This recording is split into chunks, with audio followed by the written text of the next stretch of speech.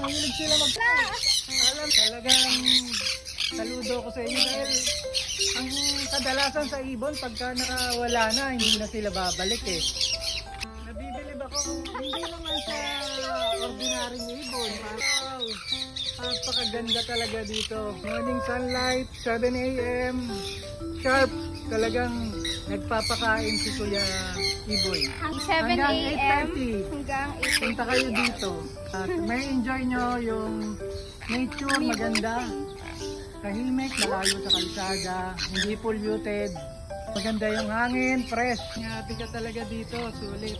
Maganda oh, tinuok, clear sa ulo ko oh. Alam mo nasa Baguio ka. Sa akin sila nakapunta kahit na wala akong dalang pagkain. Nakita ko lang kasi sa Facebook. So sabi ko, ay mahilig ako sa mga ibon eh. Sabit lang sa atin to. Dati dumadayo pa tayo ng Manila to. Para nakakita ng ibon. So sa atin pala, napakalapit lang. Ang laman nun, Mansanas din.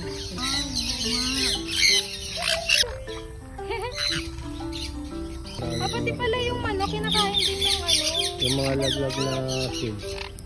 Pero mo 17 years na, talagang kabisado nyo na ang galaw ng ibon.